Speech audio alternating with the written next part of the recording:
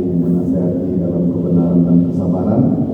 Dalam hal ini saya ingin menyampaikan kepada kita semua ada 4 kondisi, 4 hal yang kira-kira 4 hal ini, 4 situasi ini, keadaan ini kiranya dapat membawa kebaikan kepada kita dalam kehidupan kita sehari-hari. Yang pertama, dalam firman Allah Subhanahu wa taala di dalam surah Ibrahim ayat 7, Allah berfirman, wa iz ta'azzana rabbukum la in syakartum la azidannakum wa la in kafartum inna azabi lasyadid. Ini kita maksudkan kaum muslimin, kita sebagai hamba Allah yang telah Allah ciptakan, telah hidupkan di muka bumi ini dengan suatu perjanjian yang sudah jelas di antara kita dengan Allah sebelum kita dilahirkan. Maka sepatutnya dan seyogianya kita menjadi hamba Allah yang senantiasa bersyukur. Kesyukuran inilah yang kemudian dapat membawa kita menjadi orang-orang yang kemudian dapat meningkatkan taraf kehidupan kita dari hari demi hari dengan suatu pemahaman bahwa dahulu kita ketika dilahirkan tidak membawa apa-apa, tidak ada kain sehelai benang pun, dan nanti diakhiri juga ketika kita meninggal hanya dibalut dengan kain kafan. Di antara keduanya itu Allah tidak putus-putusnya memberikan rahmat, karunia, hidayah dan rezeki yang berlimpah ruah kepada kita. Maka patutlah kiranya bagi kita untuk menikmati kehidupan ini dengan rasa kesyukuran yang mendalam, sehingga dengan rasa syukur ini, begitu kita bersyukur terhadap apa yang Allah berikan, Allah akan tambah kemudian nikmat-nikmat itu.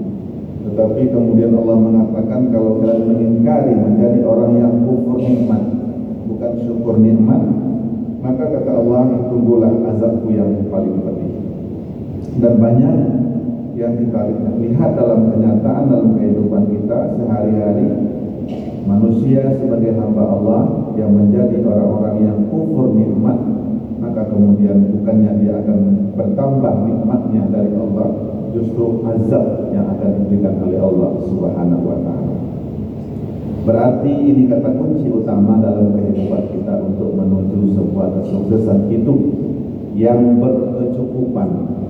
Sifat qanaah yang merupakan salah satu sifat yang terpuji di sisi Allah Subhanahu wa taala patutlah kita miliki, sehingga kita tidak merasa iri, apalagi sampai dengki kepada seseorang yang barangkali dilebihkan oleh Allah nikmat yang mereka dapatkan. Padahal sesungguhnya belumlah tentu itu nikmat yang sebenarnya, kecuali mungkin pujian daripada Allah Subhanahu wa taala. Kemudian yang kedua, kondisi yang harus kita jalani di dalam kehidupan ini ketika kita sudah pandai menjadi orang yang bersyukur adalah bagaimana kita dapat meningkatkan kita selalu ingat kepada Allah, berzikir, mengingat Allah Subhanahu wa taala, sebagaimana yang Allah firmankan dalam surah Al-Baqarah ayat 152, uzkuruni azkurukum washkuruli wa la takfurun. Perbanyak mengingatku, kata Allah, niscaya aku akan ingat kepada kalian. Nah, ini juga kata kunci dalam kehidupan. Kalau kita sering lupa kepada Allah, maka juga tidak akan menutup kemungkinan Allah juga akan melupakan kita. Maka dengan berzikir, memperbanyak ingat kepada Allah dalam kondisi-kondisi yang memang tidak ada batasnya, karena kata-kata az-zikru ini ya tidak hanya sebatas dalam melaksanakan ibadah sholat dan ibadah-ibadah yang lain, tetapi dalam setiap waktu dan ketika, sambil kita menikmati dan menjalani waktu-waktu kita atau menghabiskan sisa-sisa daripada usia kita ini, sebaiknya kita melakukan pendekatan diri kepada Allah dengan memperbanyak zikir, mungkin dengan mengucapkan kalimat-kalimat thayyibah, subhanallah walhamdulillah wala ilaha illallah wallahu akbar dan seterusnya.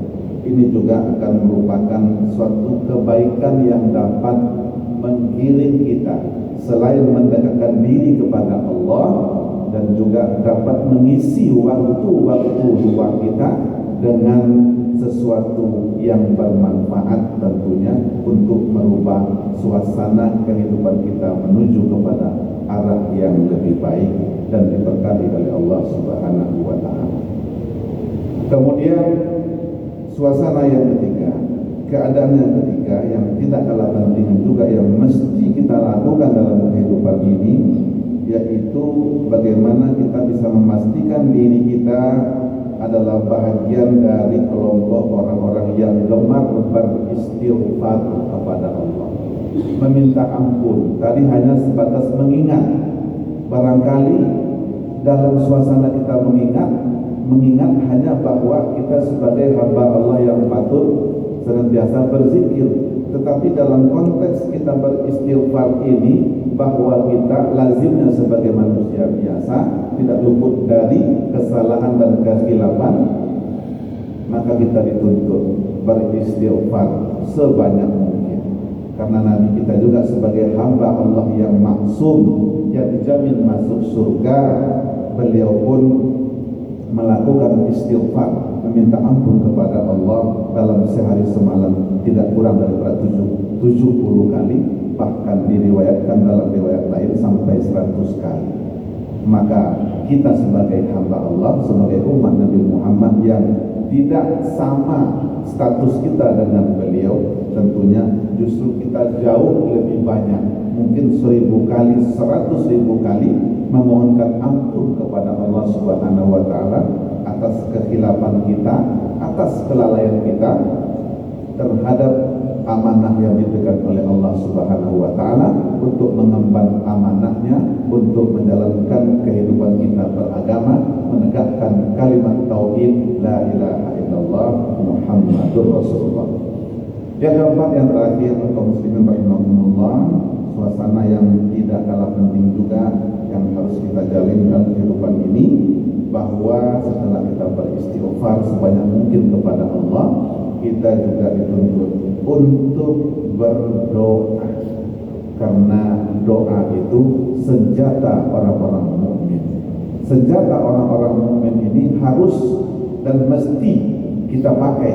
Kalau nggak dipakai nanti berarti kita seolah-olah adalah bahagian daripada makhluk Allah yang terkuat, makhluk Allah yang memiliki kemampuan yang lebih dari segala-galanya. Oleh karena itu kata Allah, orang yang dikategorikan sebagai orang yang sombong itu orang yang tidak mau berdoa kepada Allah Subhanahu wa taala.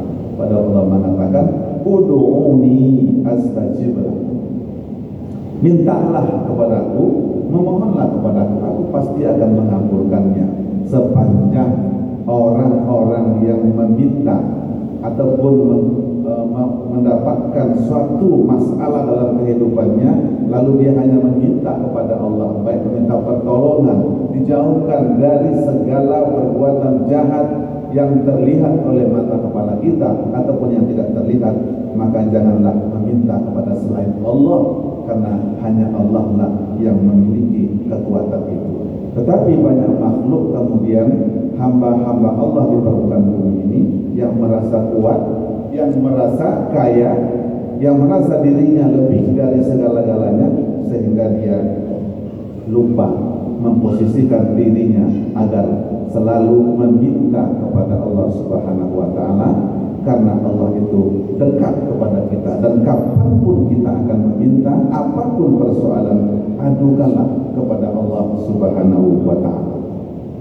Masalah kaum muslimin rahimakumullah, mudah-mudahan kita semua dalam rangka menunggu kedatangan bulan suci Ramadan yang sangat mulia, kita diberi kekuatan oleh Allah dalam 4 hal aspek yang kita sampaikan tadi. Kita menjadi hamba yang bersyukur, menjadi hamba-hamba Allah yang kemudian dapat selalu ingat kepada Allah, kemudian diiringi dengan istighfar dan ditutup dengan doa sebanyak mungkin kepada Allah Subhanahu wa taala.